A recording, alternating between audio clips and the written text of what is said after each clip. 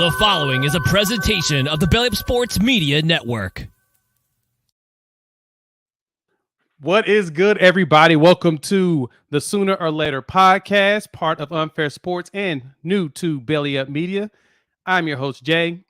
Sorry for the delay. We'll explain in just a moment.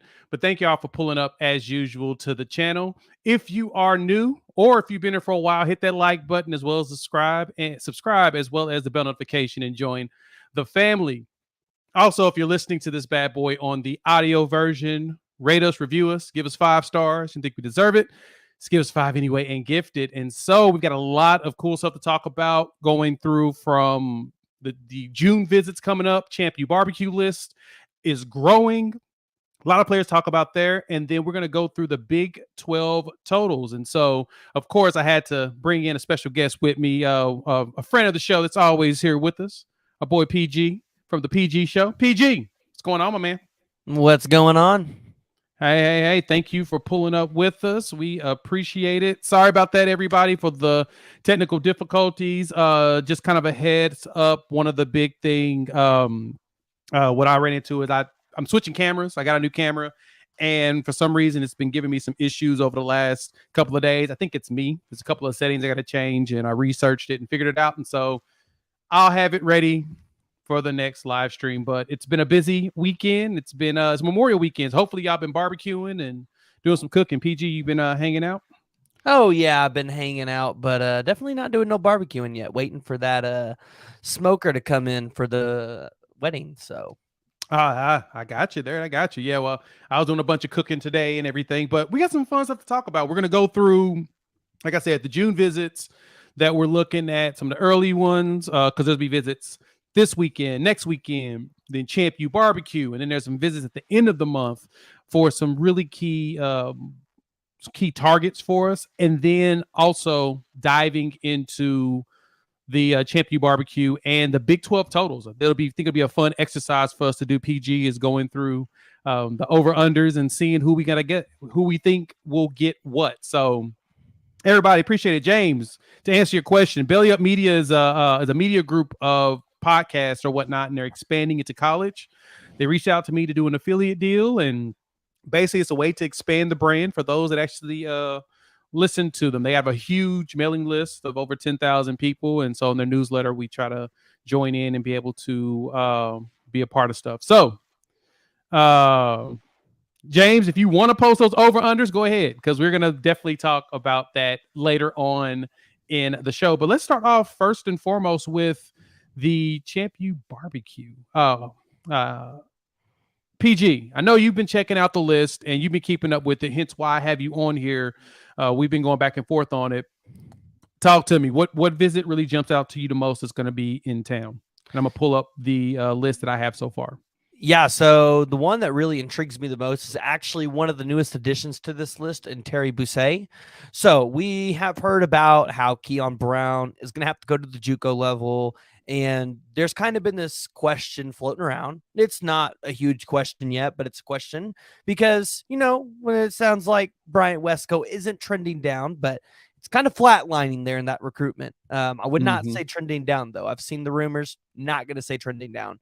But the question is kind of, where is the Sooners going to go in this direction now? Because where we thought they might only take 3, they might now take 4 or 5 wide receivers, because you've now got holes, you've got questions, and Jacquise Petaway is the only scholarship wide receiver coming into this class from 2023. Now, you still got Brandon Harper and some walk-on guys, but you want to get some more scholarship guys in there. So Terry Busse is an athlete that is a 5-star according to 247. Actually, they have him really high as their 15th overall ranked player. I think he's still like number 50 in the composite.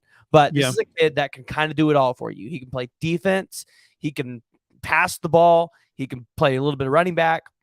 He's a quad sport athlete, baseball, basketball, track and field. So this one actually intrigues me, because as OU baseball heads into the SEC, they might be looking for more athletes to share with the football program if they can get them and they're good enough. I believe Terry Bousset could be a guy like that if he wants to go to the baseball route as well, kind of like Kyler Murray. So that is probably the one that intrigues me the most, because all of a sudden I think wide receiver becomes very interesting for Oklahoma. And I say that because they haven't given Josiah Martin an offer yet. So no, I totally get you with that. Yeah, and I'm gonna pull up Bousset real quick from the On3 website. Shows all the industry ones, so they have them on their consensus at 30th nationally, but ESPN has them 84, 247 has them as a 5-star at 15th nationally, but their composite, like you said, has them in the 50s, and so he's got talent. I've watched some of his film. He's a baller. He can hit. He gets into the backfield. He would be a huge addition to the class. And this is like recent too. We recently offered him and convinced him to come during ChampU BBQ weekend, which, like I mentioned, that's a huge list of players that's going to be in town. So like going back into the actual list, these are some of the top players that are coming into. And now On3, as you see here, there's 19 people confirmed that's supposed to be coming in to ChampU BBQ weekend. Now, there's one player I'm curious about, because 247 has Williams and Winery set to come the weekend before. I'm sorry, they got them set to him to come to ChampU BBQ, and On3 has him the weekend before. And I know that there was some conversations about him coming in the 16th instead of the 9th. PG, have you heard anything different on that? no, so I think it's still going to be the 9th. Honestly, I'll say this. The best person to follow that knows this recruitment is Parker Thune over at Rivals. He knows this recruitment very, very well. Has a great relationship with Williams Winery. So if you want that information, go listen to what Parker's saying. He's on the ref every day. You can hear him over at the Rivals at OU Insider. That's where they end up moving. 247, I think, these guys are trying to get their feet underneath them. They're still trying to figure out, how quickly they need to get things updated. So I think right now they're still showing the 16th, but that actually is a June 9th official visit. Okay, so he is coming the weekend before. Why? Like, why is he coming separately? Is this a strategy to? It was a Tennessee thing, but Parker actually mentioned something that I thought was actually a pretty smart idea for the staff, is because you're realizing Williams Winery, that battle is going to become a little bit more competitive than you thought it would be. So get him there on a weekend where you can be more intentional with that time. And you can, it's great. I think he's been there with other guys before. He's been there with David Stone before, but why don't you get him secluded on a weekend where you can like really spend a lot of time with him, get him a lot of exposure to the coaches, and really give him that, red carpet treatment. I think that's honestly a great idea. No, it makes sense. And if their goal is to really leverage the opportunity to just have one-on-one time with them, I'm not mad at that idea. That's actually a really smart idea on their part. And so right here, as it is, On3 has them listed as the 9th, while 24/7 has them for the 16th. And so, but that's a weekend. It looks like it's going to be busy. You have Williams and Winery. You'll have Taylor Tatum, the running back that I'm hearing that DeMarco Murray is very, very high on. Borderline 5-star. Yeah, borderline 5. He'll be a 5-star by the time the season starts. I'd say when they really start putting out the rankings, once they start playing actual game ball, I see Tatum's going to end up being a 5-star. Weston Davis, Jason Zandamila, which I'm hearing that we're looking a little bit better with him, even though Florida State's really got a chokehold on him being out. That's another Florida. That's another one that could be a 5-star. Usually, a lot of the time, these offensive linemen rise during the middle of the season. So, last year, I think they only had 2 5-stars. But at the end of the cycle, I think they had 4 or 5 5-star offensive linemen. So, Jason, Grant Bricks, both of those guys, I think, along with Brandon Baker, could all be 5-stars by the end of this cycle. Okay. Because I think Jason's the number 1 center in this class. Yes. And which is a need for Oklahoma. Yeah, we're starting to age out some people, so it's getting to the point where we need to really bring in some more elites to take the mantle. That's what you could be losing this offseason. You have 4 seniors, redshirt seniors, and just seniors that could be graduating that are going to be graduating out or going to the NFL. If Tyler Guyton has a baller season, you could see him go to the NFL. Not to mention, you always have the transfer portal looming. So Yes. you're going to have a very young offensive line going into the SEC, which means you're gonna have to go hit the portal this offseason to take offensive linemen, but also you're gonna have to take 4 or 5 guys out of this class on the offensive line to be able to make up for a lot of the guys that you're losing. No, I agree with you there. And I see this conversation in the chat room around wide receivers. We'll go a little bit more in depth on that in a minute, but just looking at this list though, so you've got David Stone. Looks like Sammy Brown will be here for ChampU BBQ weekend. Dominic McKinley, Terry Bussey, Joseph Jonah Ajonye, who recently announced he'll be here for that weekend. And so you'll have these 5-star and borderline 5-star players all under one roof in recruiting. And so for all of you out there, and I know majority of you all follow recruiting, but for the ones that don't, and hearing this, the Sooners are doing every single thing possible to get these players together so they can recruit each other in. Like, there's certain players we know are possibly out there doing some recruiting. Like, I believe David Stone is trying to convince people to come with him to Oklahoma. He hasn't committed to Oklahoma yet, but it just seems like the way that he moves, that he's trying to convince people to pull up, especially if the coaches and Coach Bates and everybody's making great inroads with his parent, with his mother and everything. I do think that Stoney's doing some work on the back end. I love to have Sammy Brown. I know that he is big on Coach Venables. That's the dream coach for him. Clemson's the dream school, but that was when Venables was there. So he probably still, because he's basically on that campus all the time when he was younger. So convincing him to switch cross country, it's going to be a huge task, but I don't think that this staff is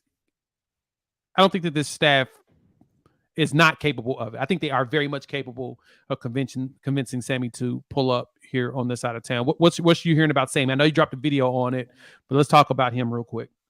Yeah, so I've been saying this whole time, Clemson. I don't believe he ends up at Georgia. However, I will say this: the Rivals guys, Brandon has actually seen Sammy Brown in person when he's been in Georgia. He hears that the staff feels really good about Sammy Brown, that the people around the Jefferson High School feel really good about Sammy Brown going to Oklahoma, but yet everybody across the industry believes differently. So yeah, this is going to be a very interesting recruitment, because you even saw Sammy Brown on these visits kind of adapt that Brian Bosworth role. Like, he is like, I could be that dude, which honestly, if you're Sammy Brown, all of these destinations are great. All 5 places you're taking official visits to, you're going to get to the NFL, probably be a first-round pick. They can all develop you. At this point, it becomes, where can you build your brand the best?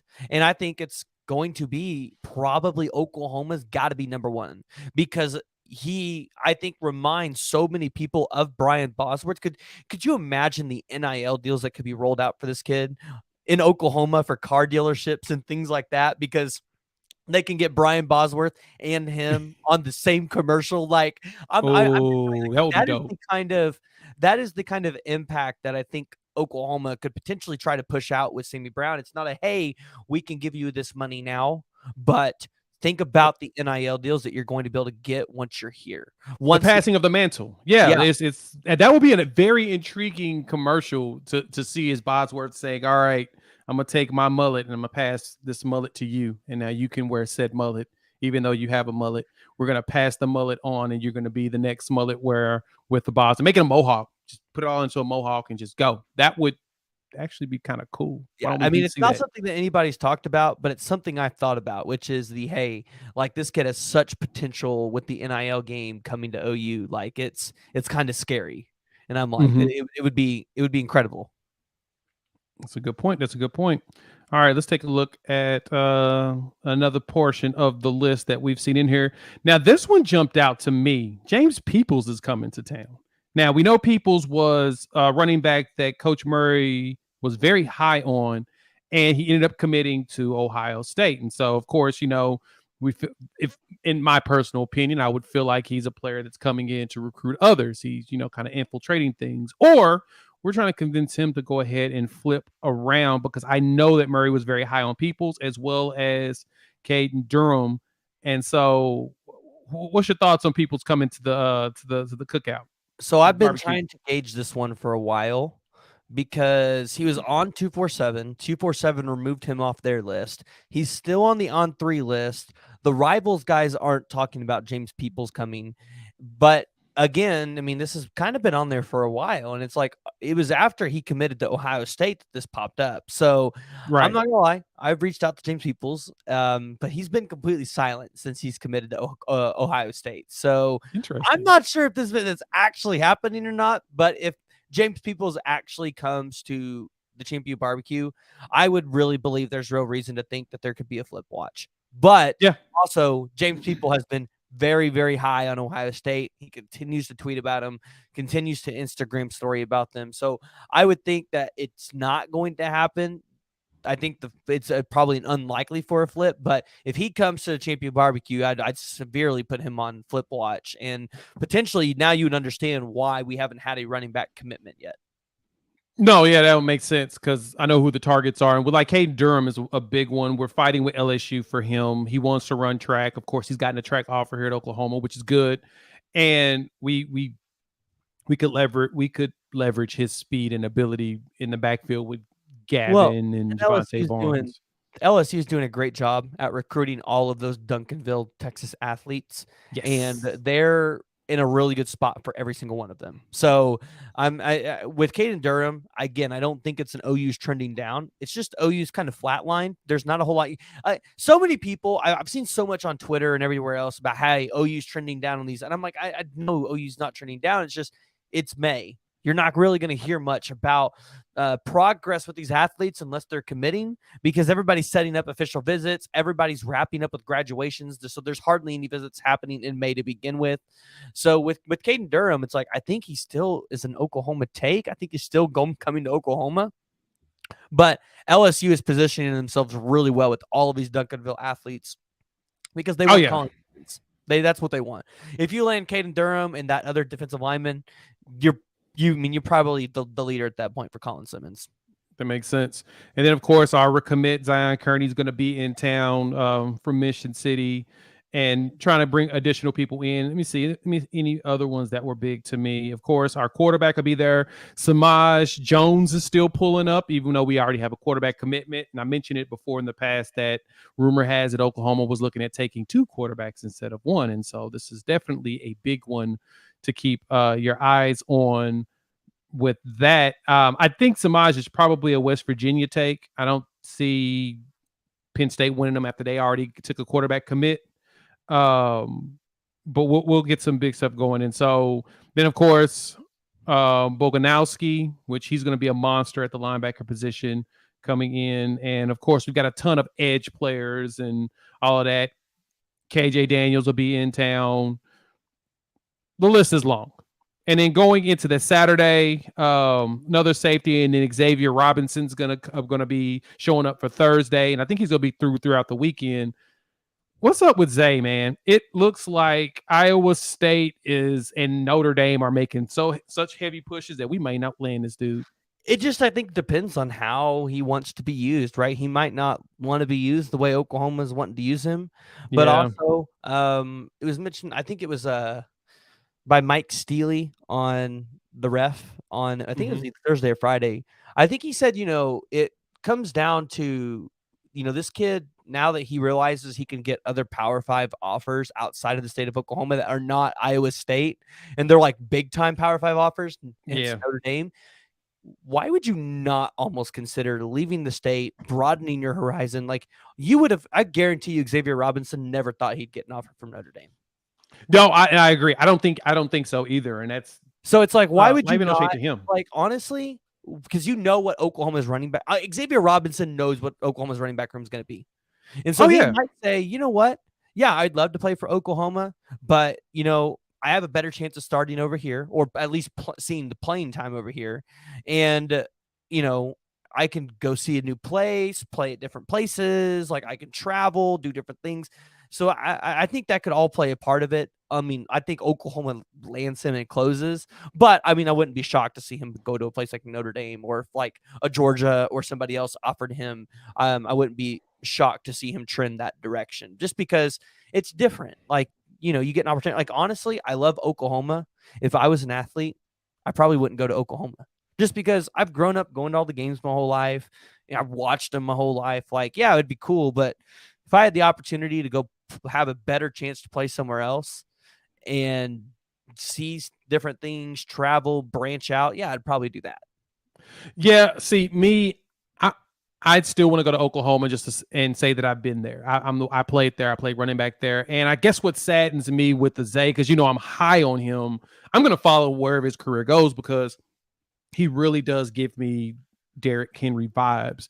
He's athletic enough. He's strong enough. He's fast enough. He runs about the same 40 as him.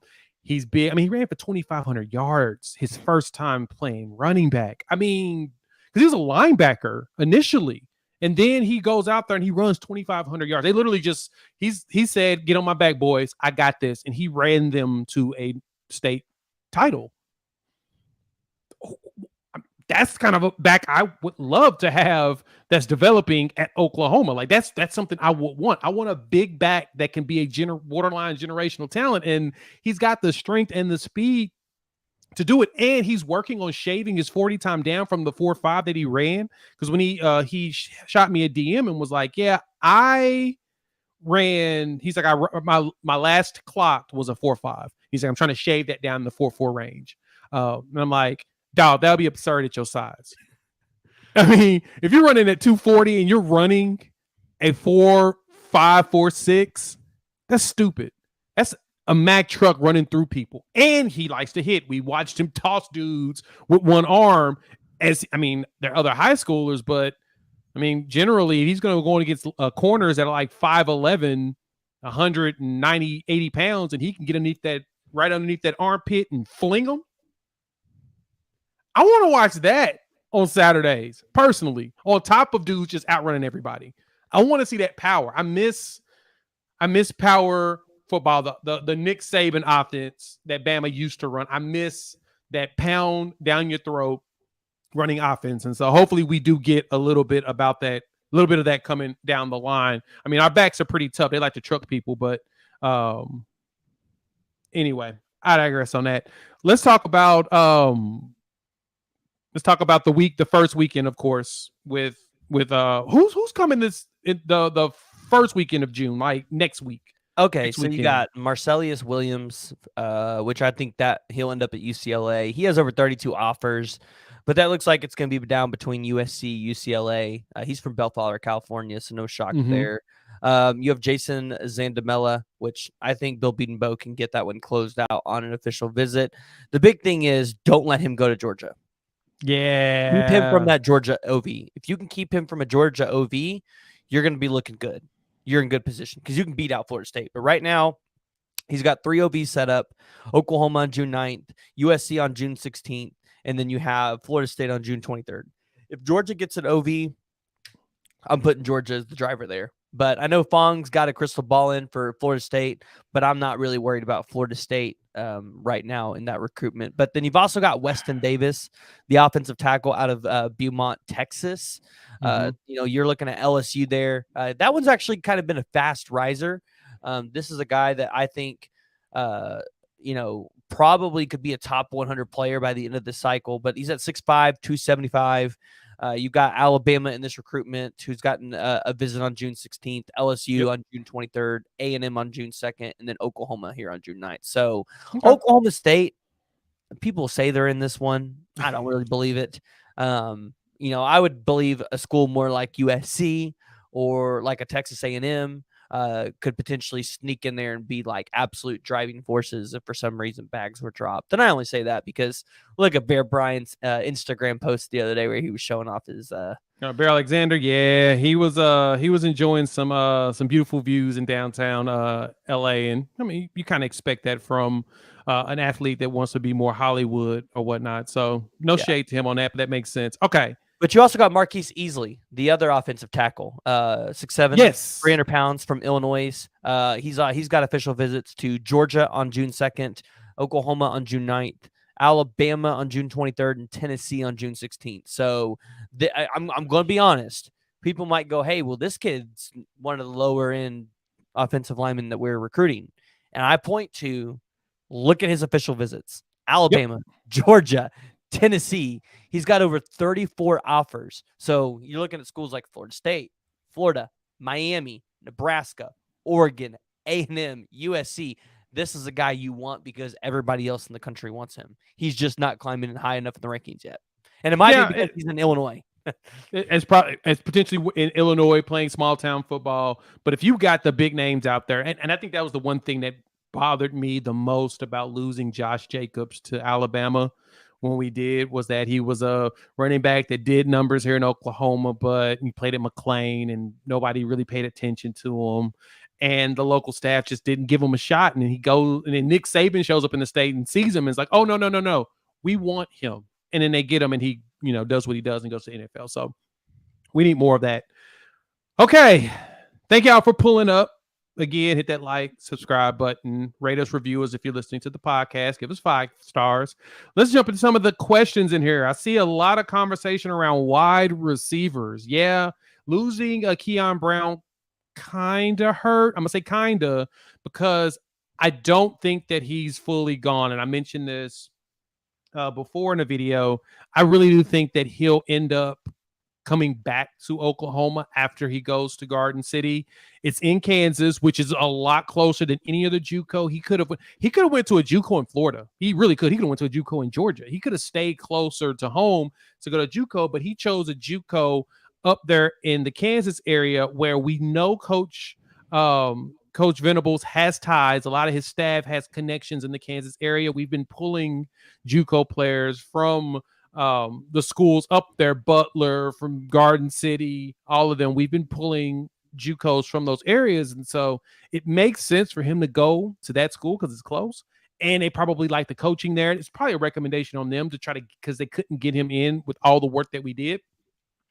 I sense we'll have him back after a year in JUCO. All he's got to do is get the right grades.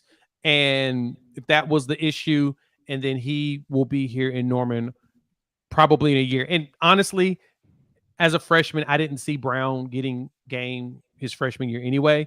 After we brought in Brennan Thomas, and then we've got Pettaway coming in because of his speed, he's probably going to see a little bit of run. But we've got a pretty good running back room. So as mentioned in here in the comments, one of the ones was talking about Jacoby Johnson. Yep, Jacoby will be here in June. Jacoby's really good. And he's a both sides of the ball guy. You can put him at safety. You can put him at wide receiver. I mean, I watched him do some stupid stuff in his film at wide receiver, which I need to make a short on that, in preparation of our June players, all the stuff that they all did in high school. He's going to be something special. I'm big on Jacoby. DJ Graham, he's on the other side of the ball now. He's going to get some game. Like when we went through the depth chart before the spring game, we got a lot of wideouts, right? Like, PG, am I crazy? I think we have a lot of wide receivers, but the problem is it's like outside of Farouk and Stoops, like what do you have?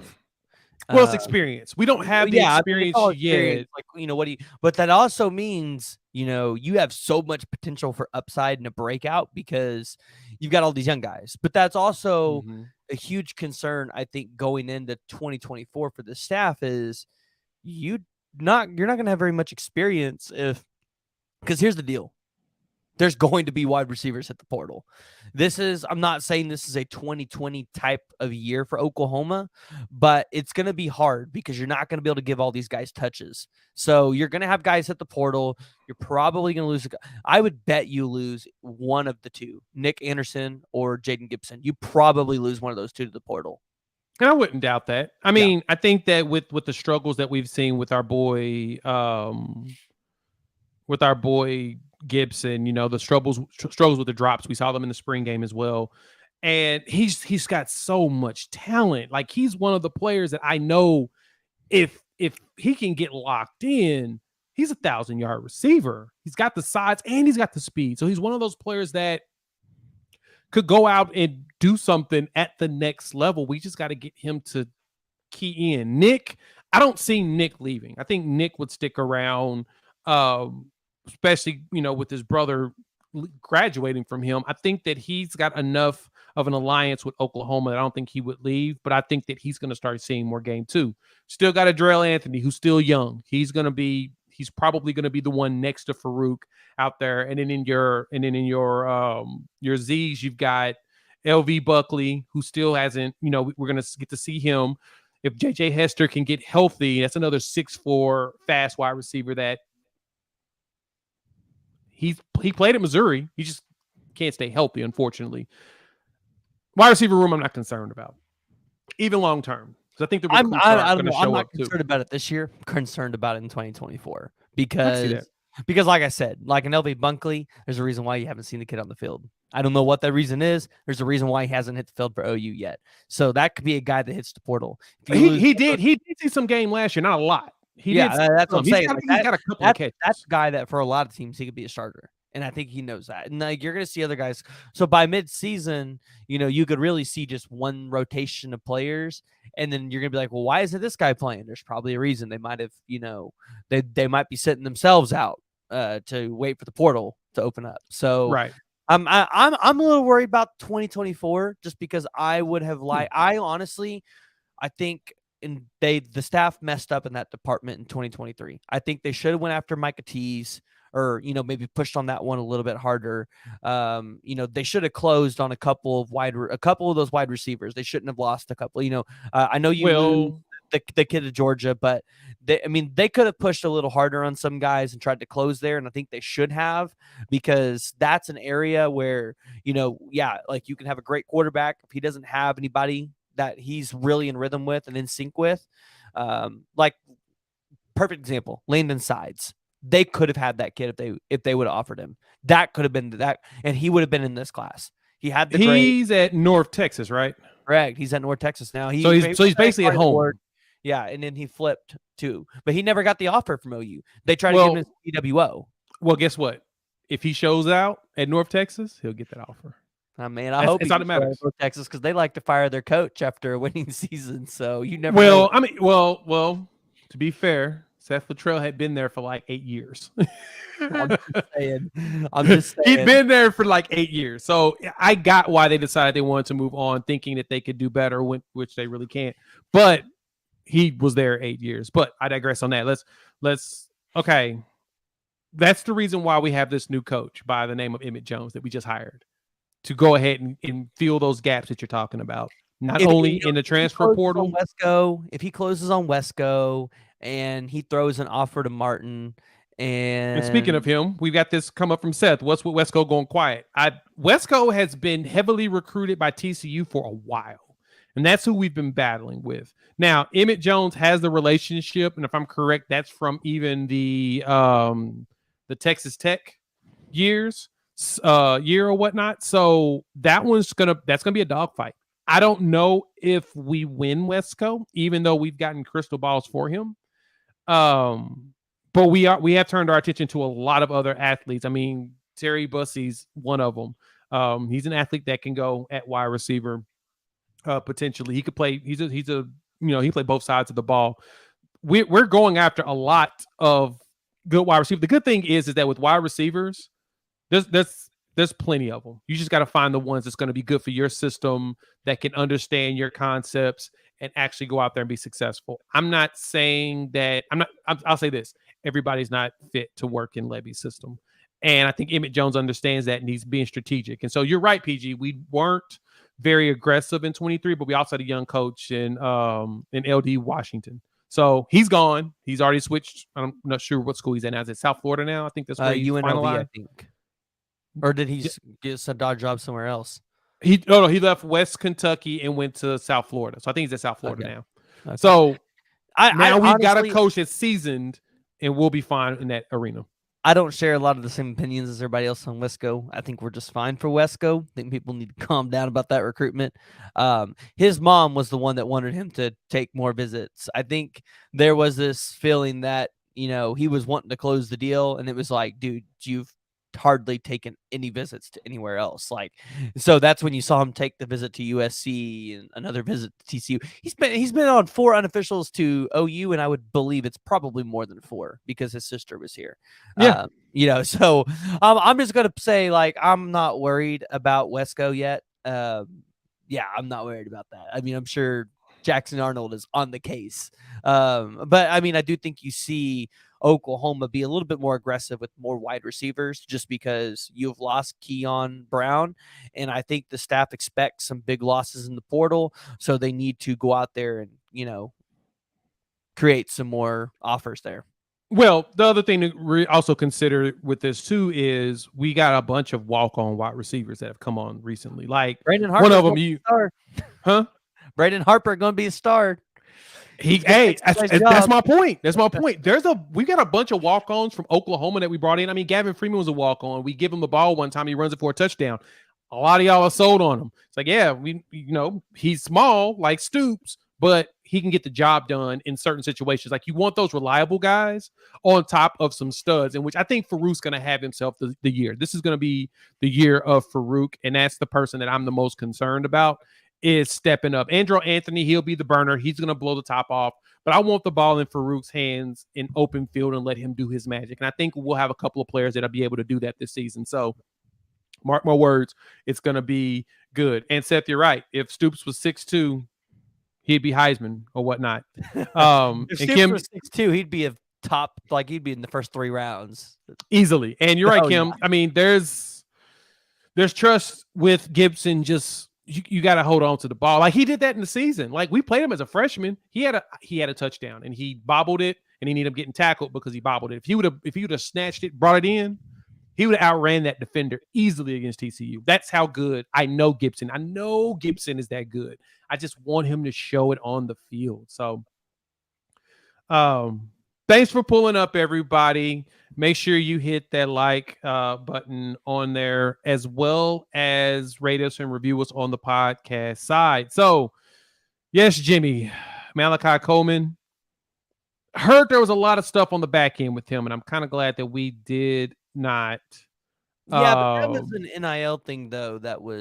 It's not probably a bad NIL thing. It was a good NIL thing, but it's just right. I don't think Oklahoma really wanted to be involved there. Because I think he was homeless, right, or something like that when he was younger, yeah. and or an orphan, and he wanted an NIL fund to be able to help guarantee. Yeah. There's a lot of stuff that went that. Yeah, his was a good one, but honestly, I think a lot of nobility. Yeah, I think he was better to stay at Nebraska. It was better. Yeah. Take care of home or whatnot. And Weston, yeah, it was a little high, but he's also 6'5". It was like right in the spot for a dude of his caliber with his wingspan. It was a grab it, pull it in, and it's like he was supposed to catch it in stride type deal. Because of how big he is, you can throw it over offensive linemen and linebackers, and he can snatch it out of the air and keep going. That to me is what I just want more out of Gibson on that one. How tall is Farouk? 6'3". Okay, so you could have a lineup this year of Jalil Farouk, Anderson, Gibson, and Stogner, with DG throwing to those guys. Absolute giants. We have a big roster. Like, we have some big wide receivers. That's something that's changed with the staff. Yeah, they're going after tall dudes. Tall, long, lanky, and fast. Track has been the biggest focus I've seen. They're looking for guys that know how to run like runners. Oh, but you want to know why that is? But you want to know why they're going after tall guys? Because although, everybody complains about Oklahoma getting 5'10" and 5'11" corners, every other school in the country also has 5'10" and 5'11" corners. So, you want tall wide receivers to get over those corners. So I'm kind of catching a trend here. If every other school has 5'10" and 5'11" corner, I don't know if our fans should really be complaining when we get a 5'10" or a 5'11" corner, because everybody's doing it. Just get the tall wide receivers so they're not playing against you. Well, you go after the smaller corners because they're more scrappy. They're usually the more physical ones, and they're the ones that are willing to battle it out. They've been fighting their whole lives. That's why you go for 5'9" corners. Now, the problem is you get them in a jump ball, you probably won't get it, but they'll be physical with a 6'4" wide receiver, and they'll push them around at the line of scrimmage because most of your taller wide receivers, skinny, they're more basketball size. You don't get a lot of you get more the tall wide receivers are more so basketball players than they are really, like, say, quote unquote wide receivers. So Kim, that's a great question. Tight end from California. Now, what I've read and heard is that Devon Mitchell is going to reclassify. School just ended, I think, for them last week. So if that's the case, reclassification should come in the summertime. We'll hear about it. And I know a lot of people have been asking me since January. You can't really reclassify during in the middle of the school year. So that's going to be a very wild recruitment because it's going to happen really fast. You're going to see him reclassify. He's probably going to try to fill in 5 quick official visits, even though he knows where he wants to go. And then he's going to be committing. It's probably going to be a season commitment thing. So people just need to get ready for that one. But I'm not worried about the tight ends. I like this Cooper Alexander kid this year, but I also like the kid they got at Washington High School for next year as well. Oh, my God. I'm like, how at some little, like, Pee Wee High School in Oklahoma do you have 2 Power 5 level tight ends? Hey, don't you be disrespecting Washington like that. They know how to feed those kids. You got to remember that.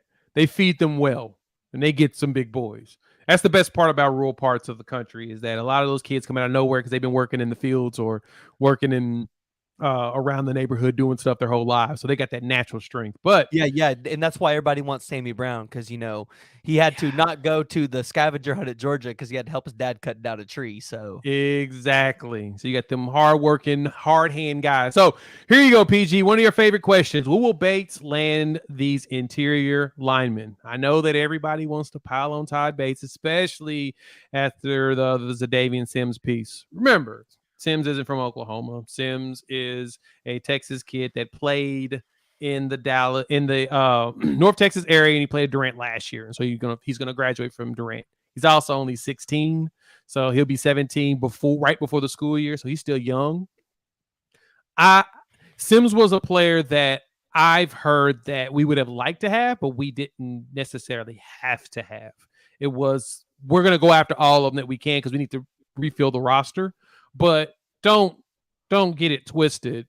Bates is going to land some of these guys. Like we looked at the let's take a gander back at this. The list of players that are coming in. These are the ones that I think that Bates are going to be able to land. Let me go ahead to it. I think he gets David Stone. I think that he get Joseph Jonah Ajonye. I think we're actually way better with Dominic McKinley than people think. There you go. I've heard some good on that. Even I've heard from PG. I've heard some other in his sources, and I've had somebody else mention that. Oh yeah, there's smoke there. There's a lot more smoke than you would expect. I think Nigel Smith is a lock. I think OU is the leader for McKinley.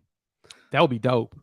I haven't found a source that could tell me that is for sure, but I've heard that.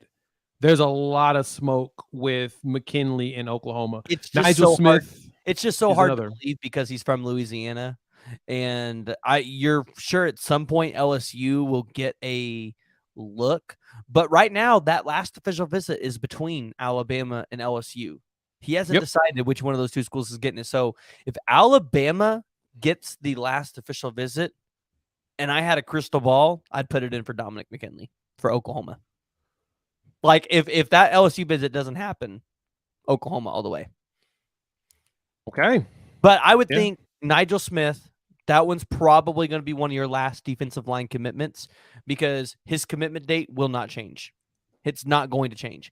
He wants to commit at the new field during that it's senior night. So senior night, yep. Yeah, he might silent commit and tell the coach, "Hey, I'm here, but you know, I have this engagement that I want to do it on," and you know that'll happen behind the scenes. But I don't think you get a public commit from Nigel Smith until that date, which I will be there for. You're also David Stone and I think Joseph Jonah Ajonye are going to be one of the first 2, because I think we don't have a date for David Stone, but he only has 1 official visit set, which intrigues me a lot. I understand there's other schools that might get official visits, but it just intrigues me that Oklahoma is the only one so far that has an official setup with David Stone. Like no other school could figure it out yet. Come on. I mean, I think Stone is purposely doing that. That's a purposeful thing. And then that's not Joseph Jonah Ajonye, I think he can move his date up from August 1st. You know, but I do think he takes I think it's going to happen after the Georgia visit because I think he takes both Oklahoma and Georgia and then evaluates from there. So, but it'll be one of those 2 first. Okay, let me ask you this question then. Who do you think commits over ChampU BBQ weekend? Give us your bold take. I would take, honestly, somebody you didn't talk about during ChampU BBQ, Zena Yumio Azulu. Okay. The edge rusher.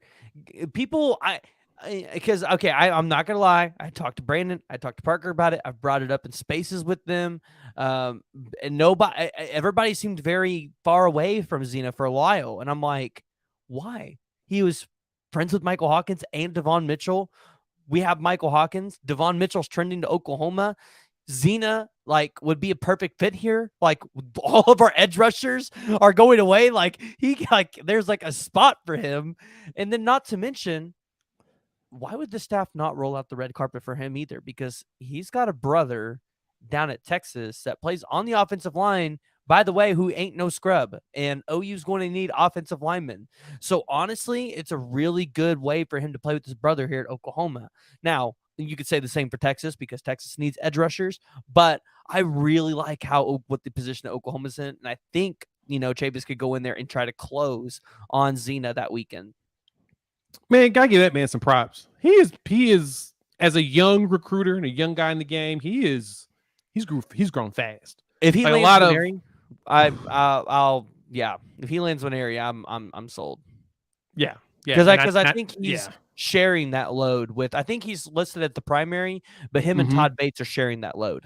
Yeah, I think Bates is the secondary on that one, which would make sense because that's a big recruit to be going after, or whatnot. So, but okay, let's look at some of these comments. But I will say this: there's going to be some surprise pop-ups at the ChampU BBQ. Yeah, I wouldn't doubt it. The 19 we got on the list, I don't think that's the full list of people going to be there. I think I think they're going to have probably closer to 30 players. There is a specific defensive lineman that has been to Oklahoma that is from Buford, Georgia, that yes, he does have an official visit currently set with another team on the ChampU BBQ date. But it would not shock me to see him end up at Oklahoma for an official visit at some point. He doesn't have one scheduled yet, but it would not shock me. Really? Y'all figure out who that is. Oh, really? And I heard that we were doing well with this young man. I know exactly who you're talking about. You're talking about Edric Houston. No, yes, I am. But yeah, he showed up in April. Yeah, it would not shock me to see Oklahoma land a surprise official visit for him, and it would not shock me for them to try to really push Ohio State out of the way for that visit on June 16th. Now, I mean, right now it's not there. It's not in stone. Nobody's talking about it, but I'll be the one to tell you that don't be shocked if it happens because Edric Houston talked like he really wanted to come back to Oklahoma. Yeah, I remember reading the article on it. He enjoyed his time here on that visit. It was one of those kind of shocked, man. That was a lot better than I thought it was going to be. I mean, I came to Oklahoma. Didn't think it was going to be what I thought, but it's pretty dope. And so there's an expectation that he's going to get back out here at least potentially for an official and continue with the warm status with Oklahoma. So that's dope. Okay. Let's look what we got in here. Adela, what's going on? Yes, you're right. I think they're discounted because of their size. You're right. I mean, 5'10", 5'11" wide receivers always overlooked for some weird reason, even though we see a lot of them in the NFL killing it. It's all about your ability to run the right routes, make the catch, and make it happen. I mean, I could totally see Stoops being like a Julian Edelman, a guy go across the middle, make quick catches, hit the ground, just be that consistent, steady catcher. And that's what you want. You don't need to gotta burn everybody. Not everybody's built to be burners. Sometimes you just need some old faithful that you can just throw it to them and they catch it. That's like a Tyler Lockett. Exactly how he is in the NFL. He's like that at K-State. He's like that for the Seahawks. He just gets open, makes the catch, hits the ground, or keeps going. So, and Weston, you're right. We are. I mean, PG, tell the people we are working our butts on loading up on as many defensive linemen as possible. We're taking extras. Like they're trying to get as many extras as possible and just let them battle it out for who's going to play. We just need bodies, really good bodies. And I love Ashton Champ Sanders. I think he's going to be the one that's going to surprise everybody that we already have. He came in January from Cali. I heard that he's tossing dudes around. I can see him being a very special talent because he's been so underrated. You need dogs. You need those guys that feel like they're being disrespected. And that's kind of where a lot of your 3-stars end up being really good defensive linemen, even going up to the pros, like Aaron Donald. He was a 3-star. I mentioned him a lot, and I mentioned him a lot specifically. I mean, Pitt is known for getting 3-star defensive linemen and send them to the pros. Go look at their resume. He was one of those that just kept being underrated. And he's went out there, I'm going to teach y'all a lesson. And then he taught people lessons. And so we're looking for that too. We need guys that care, that less diva, more hunger. And I think we're starting to get a lot of those players on that. Sooner Cowboys talking about you think Edric, it seems like he's going for NIL, looking at USC. Hey man, USC they're going to the Big Ten. So I'm just gonna say that. So I love laughing at Grinch and everything that they do there too. I am totally in for the jokes, but I want to remind y'all that one thing. They are going to the Big Ten. And what is the Big Ten known for?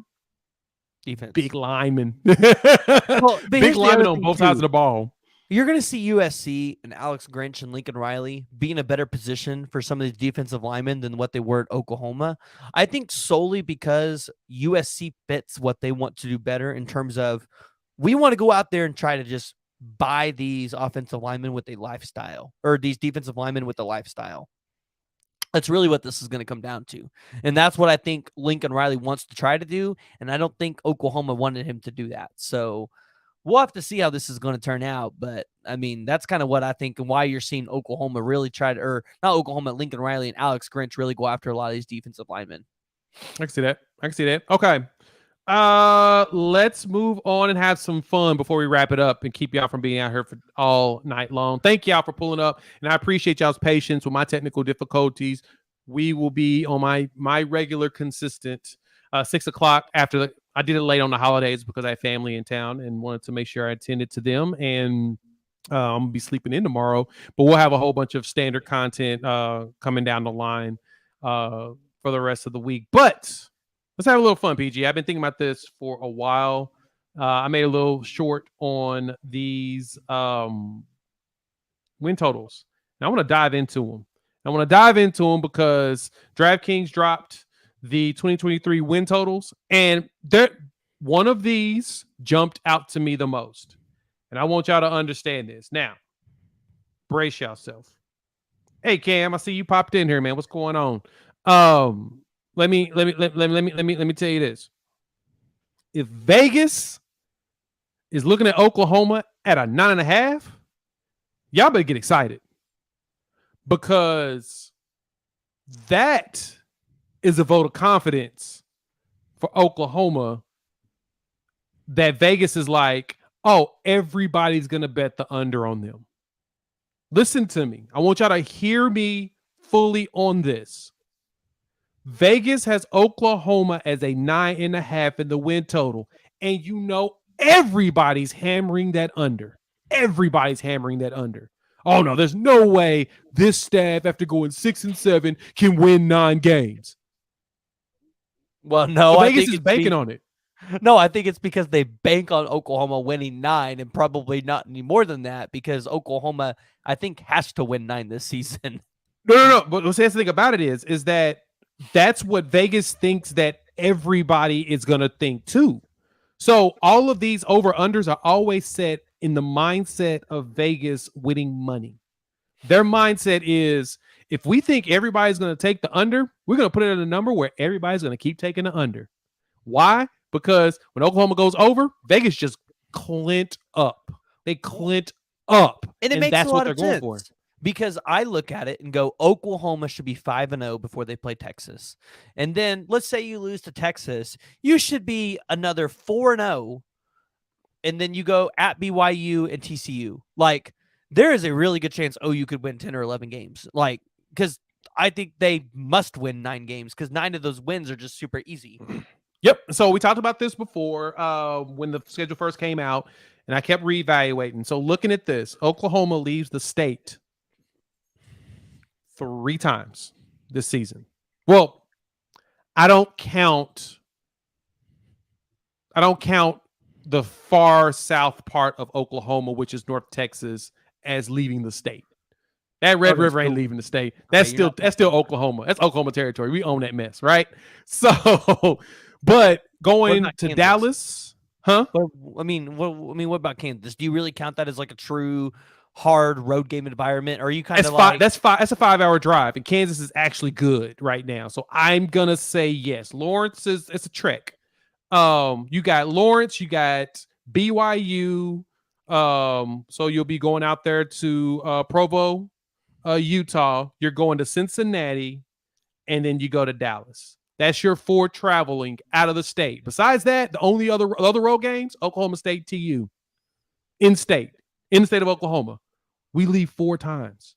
That's what you want. That is perfect. So let's look at this. Let's look at these over unders. And so I wanted to make sure I tell y'all why, because y'all already know we're saying over on Oklahoma, because if Vegas wants y'all to bet that under, it's a trap, man. That's a trap number.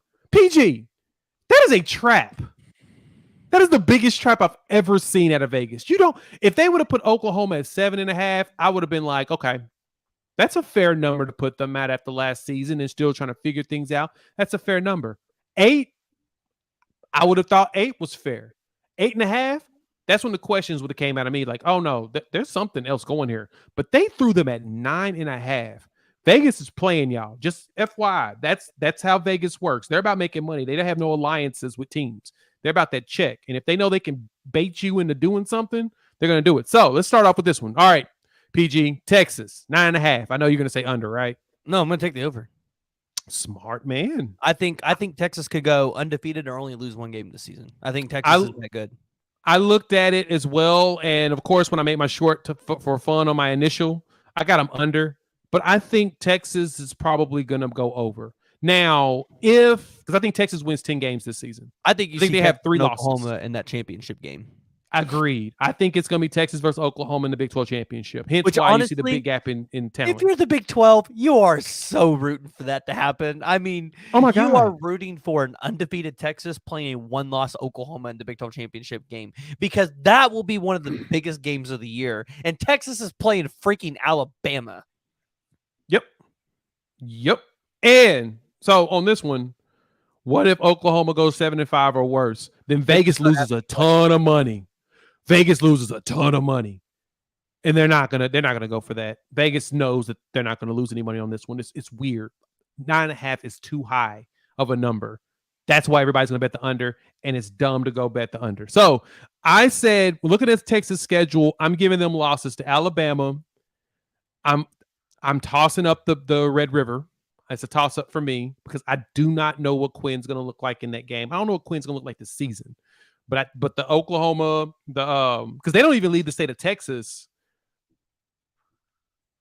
not for a while, except for going to Ames. They go to Ames, Iowa, and Alabama. They travel 2 times out of the state. And Bama, they probably lose because that's a night game in Tuscaloosa. Yeah, that's going to be a toughie. I'm going to say Bama pulls that one out. You know what? Let me scale that back. I think they go win in Tuscaloosa.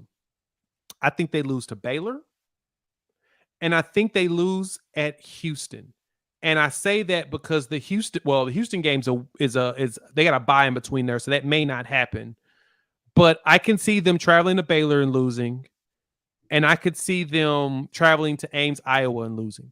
No, they're not losing to Iowa. Iowa State? You don't think lose Iowa State? I think the only game Texas drops is to Bama. And I think those expectations for Texas are very realistic because, I mean, okay, at Texas and Oklahoma, and I only say Oklahoma because it doesn't matter how good or how bad the team was the year before or they are that year. That game's always a toss-up.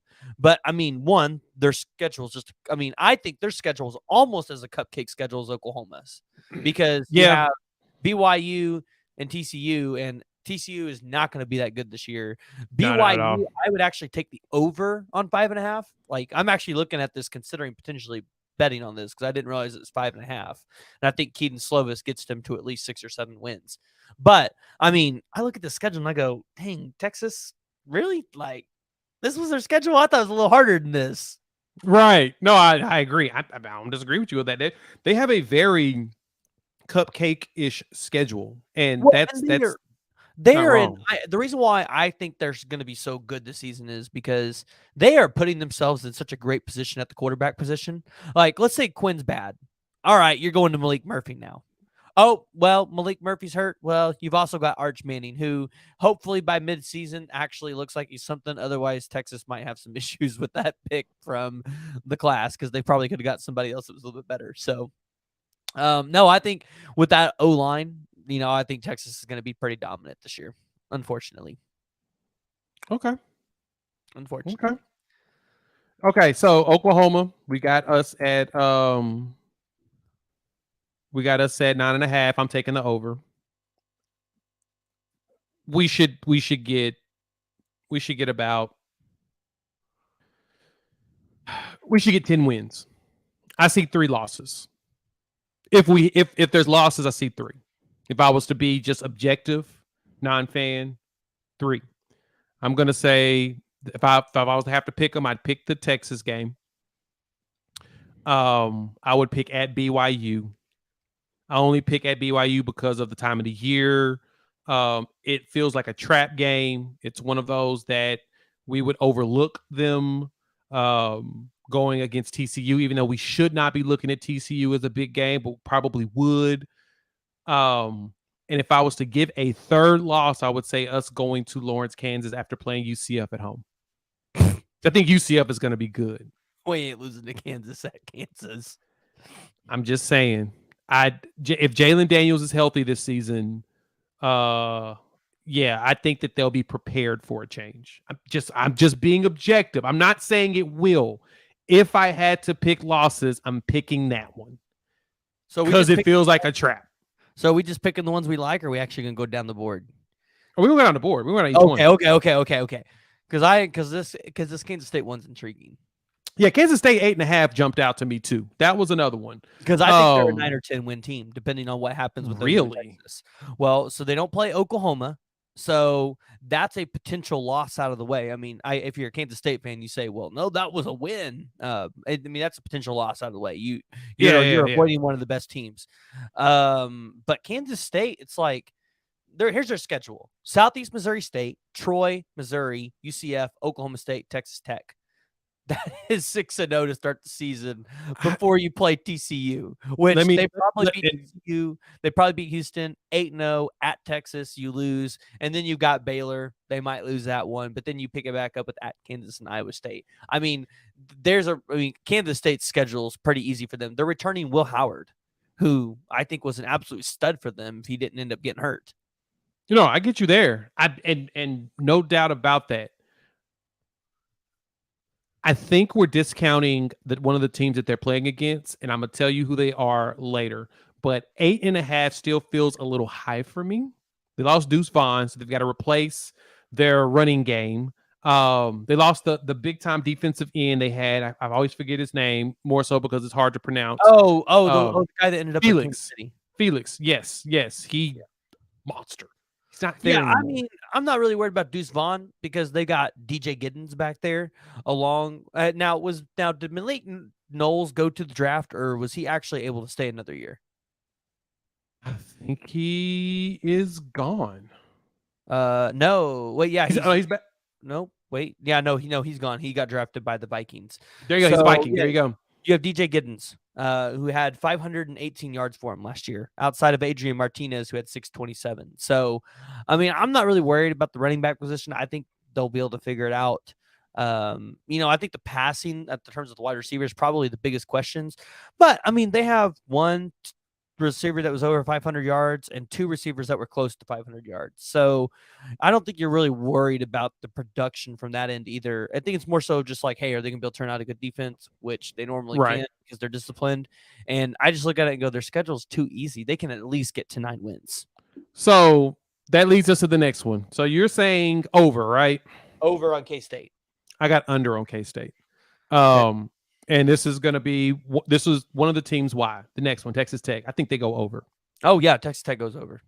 And I think Texas Tech beats K-State. One of the teams that's going to beat them. It's going to.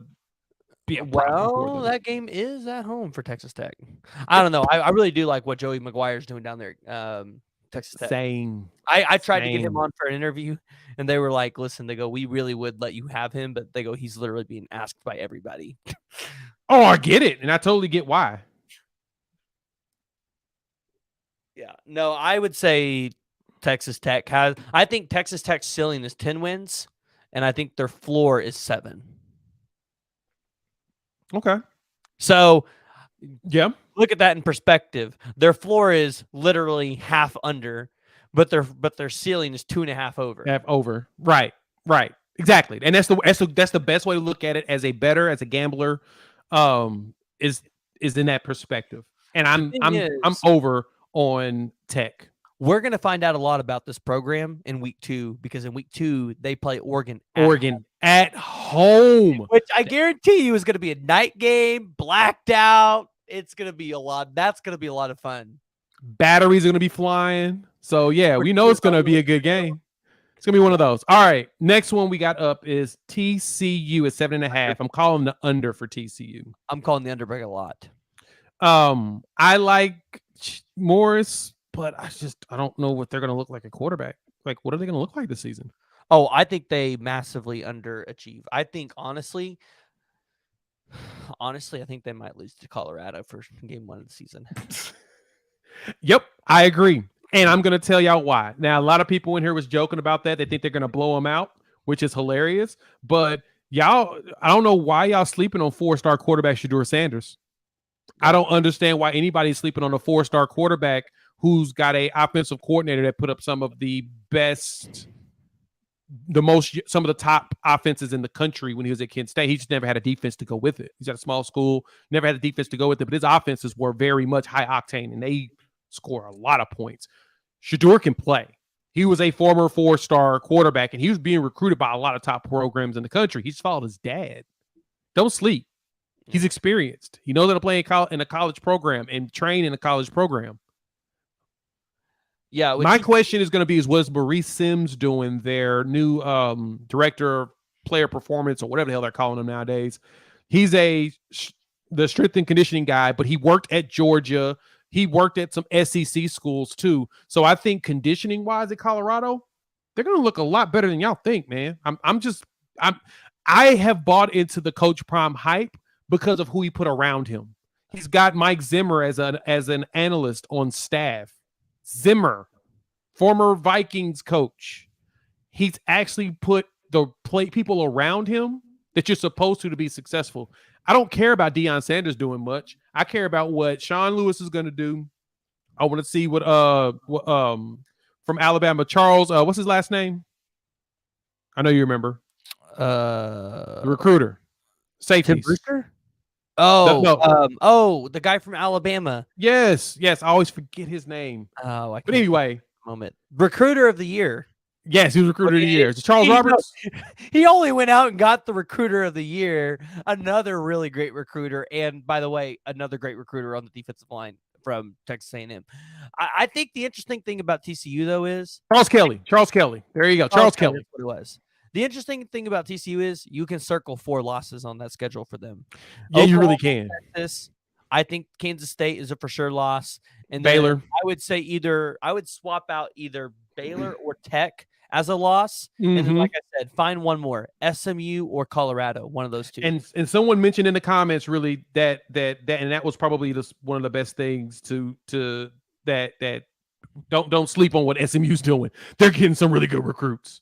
Yeah, they are. I think Oklahoma blows them out this year just because I think there's a big talent disparity there. But in terms of TCU, like TCU and SMU are pretty much on the same level of what they're getting in recruiting.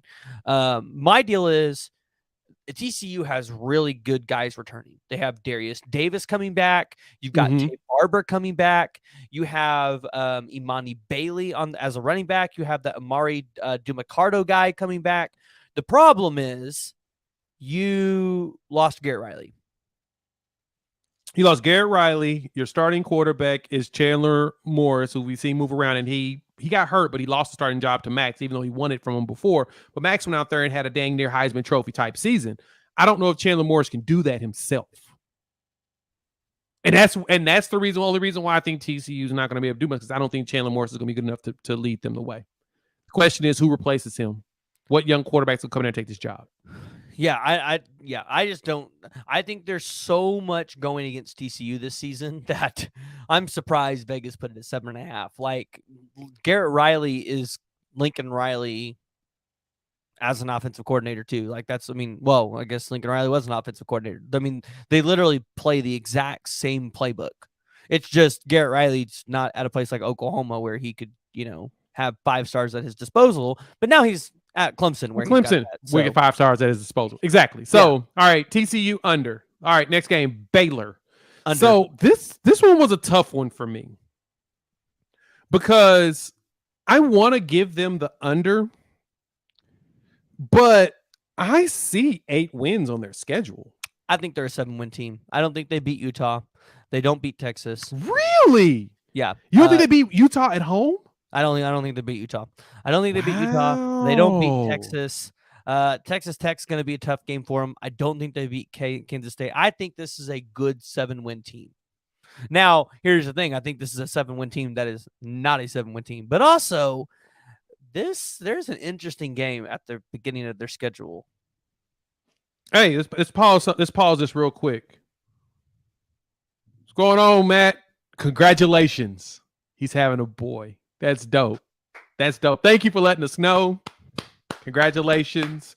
Gender reveal. That's awesome, my man. Congratulations, bro. Congratulations. Glad you was able to pull up. The wife let you join us, man. Congrats on the baby boy. So, Matt, loyal, we appreciate you coming through, my guy. All right, let's look at so first game of the season. Texas State.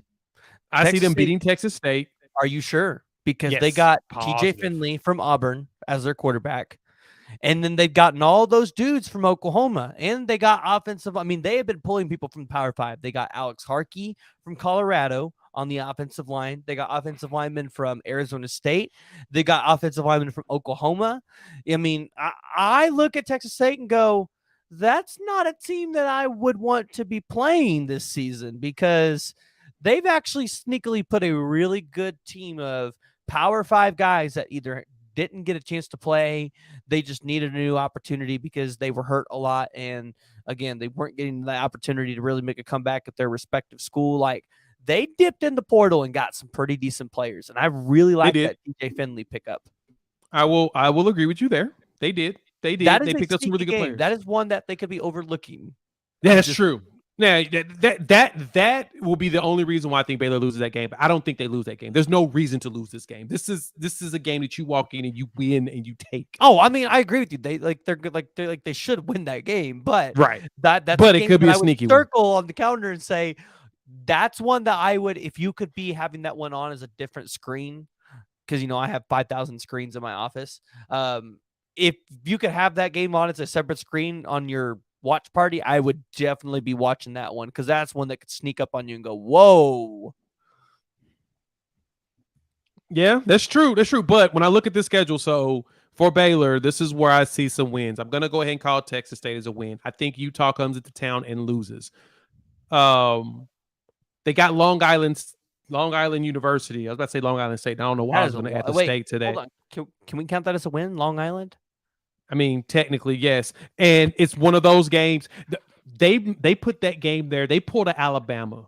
So, every year before the Iron Bowl, Alabama usually plays a team like Mercer or something. Somebody can just beat up so that they can relax and rest their starters for most of the game and then go play Auburn in the Iron Bowl. They did that in preparation for Texas. I think they beat Texas after that. What? Okay. All right. Well, yeah, because looking at Texas' schedule, the week before, they play against Houston at home. And I'll say it now, at 4.5, I got Houston going under, but Houston still's got dudes. Like, they still got big dudes. I mean, they ain't got no offensive line right now, so they're probably gonna be playing with a quarterback and no lineman whatsoever. But on the defensive side, they still get dudes. They still get dudes out of the Houston area enough that they will probably be beating up the bodies of the Texas players. It's going to be more of a physical game than anything. And then they got to go against Baylor in Waco. Baylor be playing Long Island University, not having to worry about anything. And then, Texas is going to have to come down there. So I think that's the big concern for that Texas game. I think that's a win. I think you lose to UCF. I think they pull an upset on Tech, beat Cincy, beat Iowa State. Then I think they beat Houston. And those last three, I don't know. I think that they go over. I think they go over 7.5. I think they go at least 8. There's 8 wins there.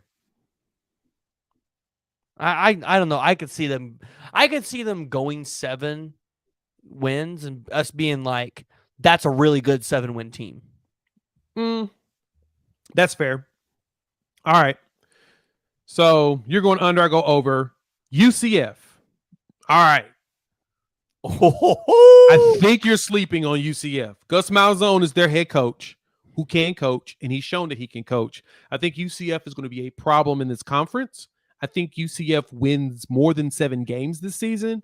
I'm calling them over right now. And that's one of the teams that I think K-State loses to. I think we sleep on what UCF can do just because we're not used to them. I mean, why would you even think about UCF? You know what I'm saying? Like, I don't know much about UCF.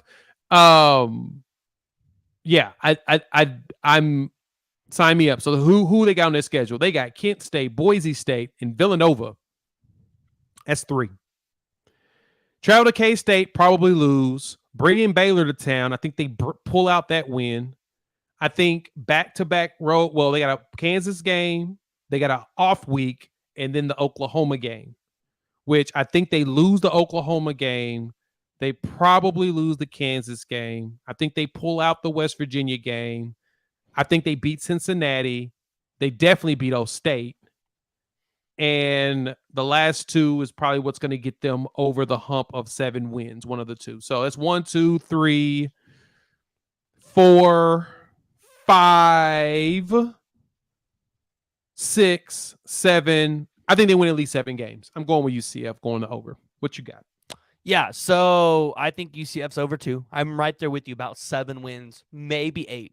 The reason being is, they only got a 4-star defensive lineman, top 100 player that everybody wanted, including Florida State, which was John Walker. And then they landed some other top 300 guys as well on the defensive side, a linebacker and another edge. But they cleaned up in the portal. They got a linebacker from Georgia this offseason. They got Gunnar Smith from USF, which is a guy that I didn't know a whole lot about, but for some reason, there were some offers being thrown out to that kid. They got some offensive linemen in the portal. Gus Malzahn, listen, he picked up some defensive guys. They got some guys from Alabama. I am not worried about UCF. I honestly think UCF will probably run this conference when it's all said and done. Reason being is because when you look at the state they're in, Florida's usually right there in terms of 5-star talent and then a lot of blue chippers. So they're going to start cleaning up whatever Florida and Florida State and Miami don't get. And you never know. Maybe some years they could contend for the 3rd or 2nd best school in the state in terms of recruiting some years, depending on what that starts to look like for them as their future progresses in the Big 12. But yeah, I'm taking the over 7 or 8 wins. Same. I mean, bringing in, we have Fred Davis II from Clemson. As a veteran corner on your squad, you can never, count that out. And then bringing in a lineman from Alabama that's a senior. He's bringing in a lot of veteran presence from some of your bigger schools to help with that. I'm 100% over on UCF, and I think that's one of the games that keeps Kansas State from going into 9 wins. I think that keeps them at 8. That's why I picked them to go under. All right, Kansas. You don't like Kansas for some reason. I don't understand why. No, I love Kansas. I just don't think they're going to beat Oklahoma at.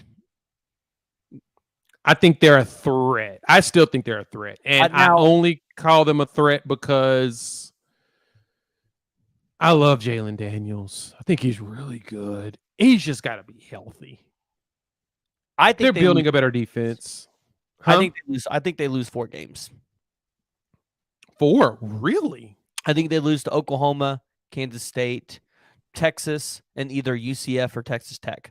One of those 2 teams. Wow. Everybody else, I think they beat. I mean, you look at their out-of-conference schedule.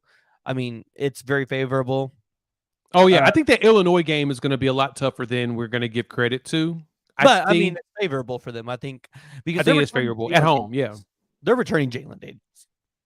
Right. Is that game at home or is that a neutral site game for Illinois? The Illinois game. I don't think they have any neutral site games. It's in Kansas. Yeah, so it is in Kansas. All right, perfect. Yeah. So, no, I mean, I think they should be able to beat at Iowa State and at Cincinnati. I mean, I think this is the year we get to see what Lance Leipold is actually doing with that program. Because if they go out there and only lose 4 games, I think the heat's going to be on with Kansas. Yeah. Yeah. A lot of people are going to be watching them. So, I mean, that's 3 wins to start. I do think they beat BYU. The Texas game is going to be the tough one for them. And even though we know they've had Texas number for the last few years, the question is, can they beat Texas? No. I'm going to say no. But, yeah, I'm there. I just think that Oklahoma is set up perfectly for a trap. It's after a bye week for them. Oklahoma won't be on a bye week before that game. That's how it always is for Oklahoma. We always get Kansas either right before, right after Texas, or right after a bye week. It's always that scenario. So it's Kansas's bye week. We'll have our bye week 2 weeks before that, and we'll play a game right afterwards. I think we play. Who do we play in that game? Who do we play before Kansas? Which is what made me nervous. UCF. UCF comes to town a week before. I'm not gonna lie. That should be. I'm not saying that should be a game day game in Norman, but that should be a big noon kickoff game. I think that's gonna be a lot of fun. It could be. We'll see what their records look like. But yeah, you're right that it could be a big one. Iowa State's always a challenge, but I don't think they lose to them. Yeah, I see Kansas to have. We're gonna push Kansas over on this one. I think that they actually have a 7 or 8 win season too. I think that the Big 12 is going to be top heavy this year. Very top heavy. I think Kansas is going to be one of the top 4 teams in the Big 12 once Oklahoma and Texas leave. I see that. I think Lance Leipold is doing some magic there. Yeah. Yeah. He does. And here's the thing. It's not because they hit the portal, or it's not because they hit the the recruiting trail really well. They hit the portal really well every year. Yep. I think they just landed a former 5-star offensive tackle from Wisconsin this offseason, and I think they landed a former top 100 player in the portal. Yep. Kansas cleans up. They did. They do. And yep. Wisconsin. Logan Brown. Yeah. He's a senior too. If Kansas could get their football team to win 7 or 8 games a year, be a consistent 7 or 8 team for the next 3 or 4 years, they're going to get a lot of buy-in. And I'll tell you this, KU has a lot of rich alumni. They got money. Yeah. They got a lot of basketball players that, they might chip in some money for their football program to actually be good. So I doubt it on that part of it, but they do have some actual rich alumni. They're talking about putting a new stadium out there. I mean, it's fair. That's a good point. You make a good point there. All right. Oklahoma State, Okie Light, 6.5. Under. Oh, way under. I think they're a 3-win team this season. Yeah, I'm not sold anywhere on anything with Okie Light at all. Sorry, my State fans. I love y'all. I love those that also love Oklahoma State. I have family that graduated from Oklahoma State. I got family that root for Oklahoma State. There's nothing about Oklahoma State that I think it's. If you have season tickets, sell all the OU fans your tickets at just, not, I would say, an enormous value, but definitely make a little bit of money off your tickets, because even though this is going to be the last one for probably 10 years, you don't want to go to this game. I promise you that. I think it's going to be uglier than last year. Last year, for some reason, it felt like we took off the gas, but it's going to be worse. Oh, Oklahoma should have put up 60, 70 points in that game. That's what they were on track for. 28 a quarter. It was almost like the A&M game when I was talking to Paul Thompson about that. And he was like, Coach Stuso stopped scoring. And then A&M started to, celebrate getting tackles for loss. And we're like, oh, no, we got to punch him in the mouth, Coach. No, I don't think you have that problem anymore. Nah, not at all. Not at all. All right. BYU at 5.5. Kim is giving me an over on BYU. I'm taking the over for BYU. And the over by being 6 wins. It's they have a tough schedule. They have at Arkansas, they have at Kansas, at Texas, they have Oklahoma at home, but they have Oklahoma State, Iowa State, West Virginia, Cincinnati. Southern Utah, and Sam Houston. I think those are their 6 wins. I'm not high on Cincinnati. I've got Cincinnati as a loss for a lot of people. I have a Cincinnati as another 3-loss team or a 3-win team. Yeah, I'm down. So I think BYU, I guess I could give them the benefit of the doubt on this, but you're right. They have a tough schedule. That Arkansas game is going to be tough. They're going to lose to Arkansas, period. That's a loss. Well, I like Slovis, though. And BYU plays in the mountains. And remember, if you have a Big 12 team coming to play in the mountains for the first time, you're probably going to have an advantage there because they're not going to be used to running in that kind of atmosphere. That's true. So that's 5 potential teams that are coming to them outside of the 2 guarantees at the top. At yeah, no, I'm Really? Okay. Hold on. I want to hear this. So, I mean, you're pretty much in agreement. So they win their first 2 games, Sam Houston and Southern Utah. Yes, but you're probably in agreement with me. They lose to Arkansas and Kansas because those are both away games. Cincinnati, you don't think they win that game? Home? That's 3. That's their 3rd win. Okay, and then they probably lose TCU and Texas Tech and Texas, so that's 3 losses. West Virginia is bad. And I think they could be no head coach. I think they could be under intern head coach by that time. So that's kind of why I look at that one as a win, because I'm like, West Virginia could be in shambles. I possibly, but I think West Virginia beats them. I think West Virginia cross country. Okay. We're getting to cross the point country schedule where I see Iowa State, West Virginia, Cincinnati, all as 3-loss teams. All of those guys as 3-loss teams. So I'm like, BYU, I mean, they got Iowa State, West Virginia. I think both of those are wins. And then they got at Oklahoma State. So all you have to do is be able to go beat up on Mike Gundy late in the season when Mike Gundy's probably not going to care at that point. I mean, so let's say it's 1, 2, 3. There's 5, and your 6th one will be Cincinnati. So that's 6 wins. That's if they beat West Virginia, Iowa State, they could get to 6. They're going to beat Oklahoma State. Well, they traveled to. They're probably going to beat Oklahoma State. They're not supposed to. Let me just put it that way. Okay, because I'll give you that. Rushing, they bring back a guy by the name of Christopher Brooks, who. Oh no, Christopher Brooks got drafted. Never mind. But they do have a couple other guys. But receiving though, they've got 2 over 500-yard wide receivers. They have one guy that was almost a 500-yard wide receiver. So, like, Keaton Slovis is going to have guys that they can throw the ball to, and BYU always has a scrappy defense. They do have a scrappy defense, but I'm not sold on Slovis. He's been moving around for a reason. Yeah, I think this is the place, though. I mean, you're not going to have any competition at BYU. And Fair the point. thing is, I think Slovis has just been behind better quarterbacks is the problem. I mean, that's fair. I can give you that. That's fair. All right. Next up, Iowa State. So, be honest, I'm sold on Matt Campbell turning his bad boy around finally. What? I don't know about Deckard, but I think they'll probably have a backup quarterback that can come in there and actually make something happen. I think that Iowa State goes out there looking at their schedule. I think they win 6 games, at least.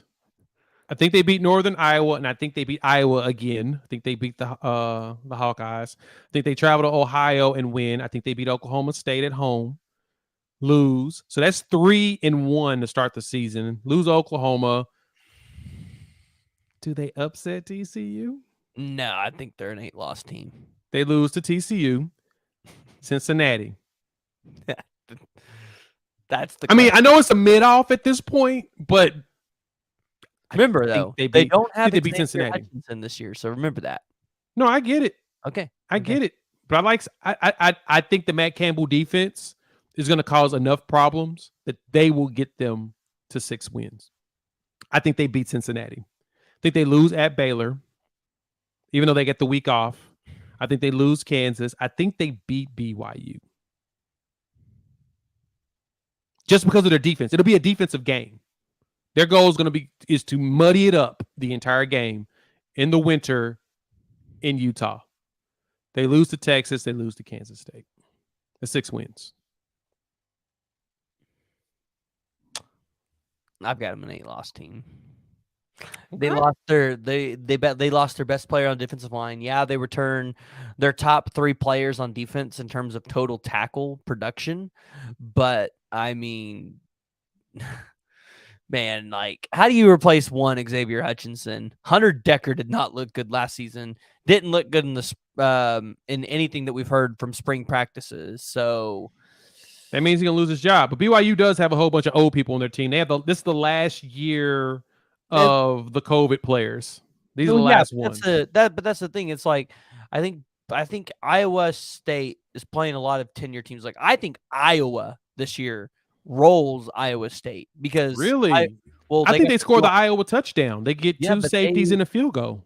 Iowa went out and hired that new, I can't think of his name, but they hired a new offensive coordinator this year, which I mean, they kind of had to do because 25 points nowadays, that doesn't cut it in college football to win a game.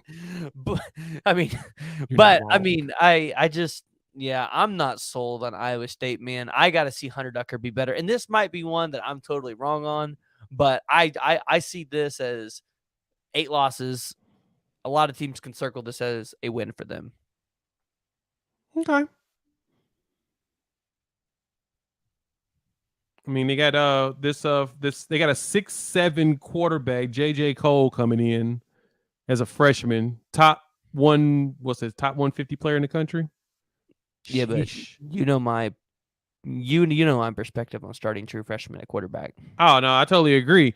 But I think the thing that helps Iowa State is the Matt Campbell defense. Listen, That's Iowa what State that went is. 1-8 in conference last year. They went 4-8 on the season. They might improve to 2 wins in the conference, but I think they would still be at a total of 4-8 overall. Okay. So you're going under. All right. West Virginia. Now I'm more sold on who's that? Gilbert Green, the quarterback. That's the new starting quarterback for them. yeah, I just think Neil Brown gets fired. Oh, I think Brown gets fired too, but So I think that's my problem. It's like I don't think because I mean, do they return JT Daniels this year?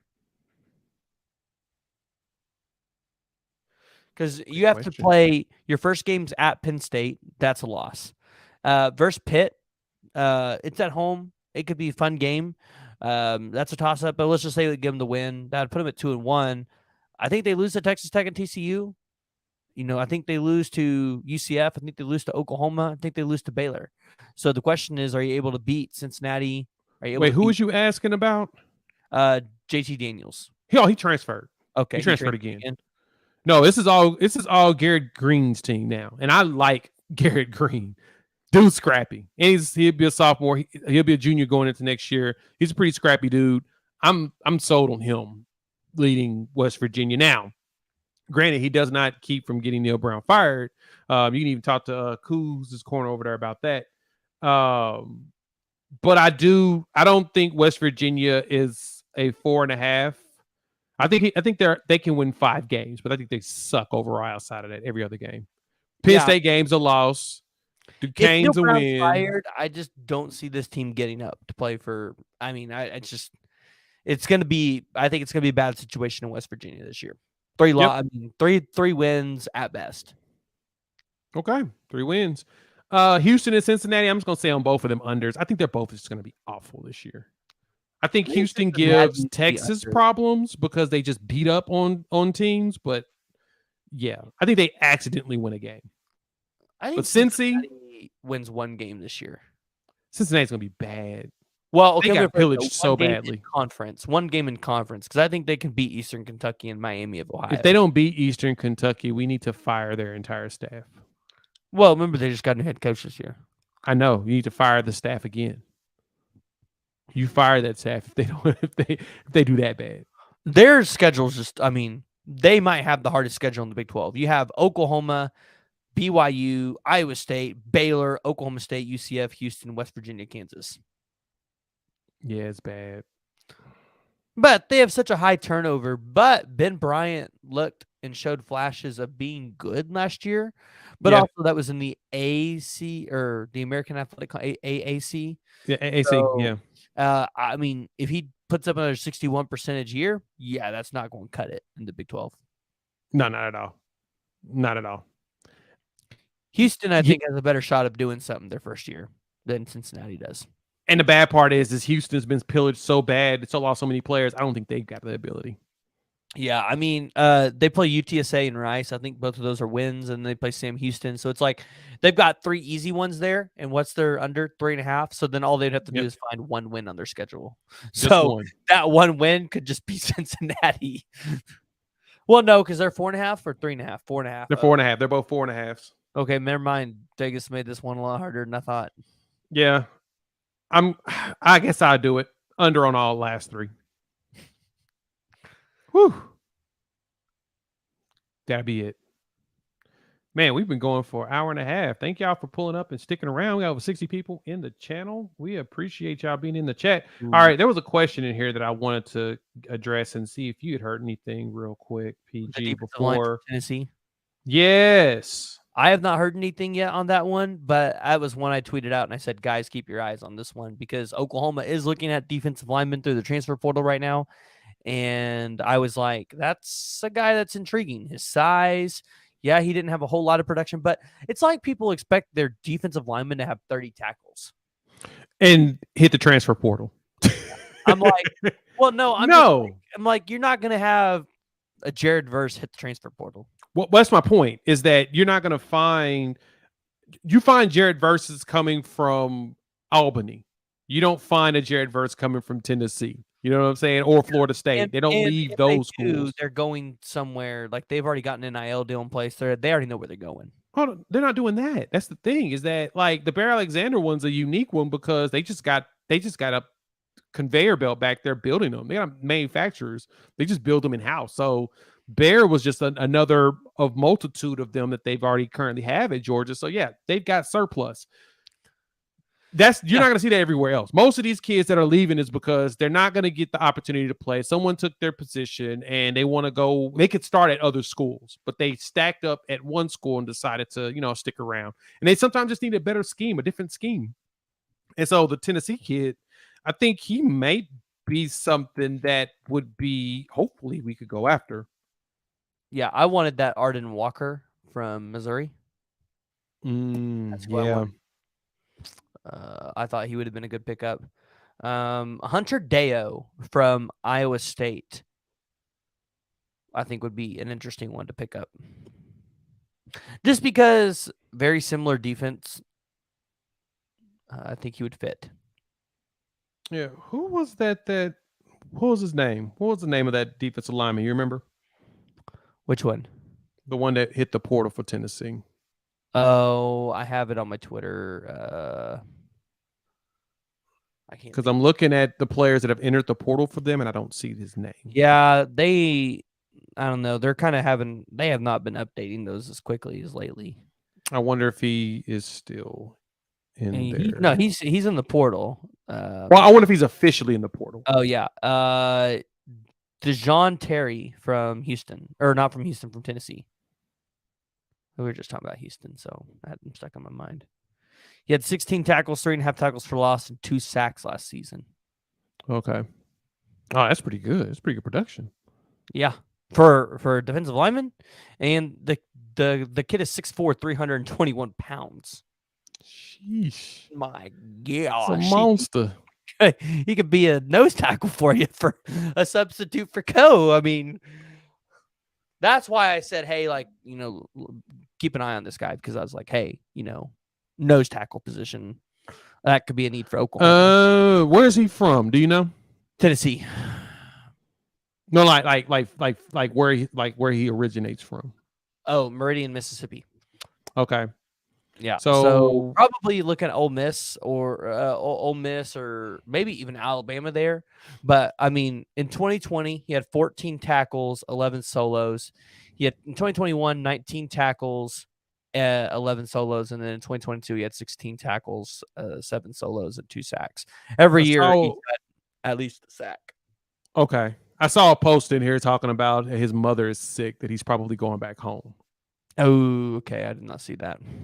So yeah. The DT is a great kid who has some family things he needs to be close to home to help with. So there's your answer. We're not going to have him pull up.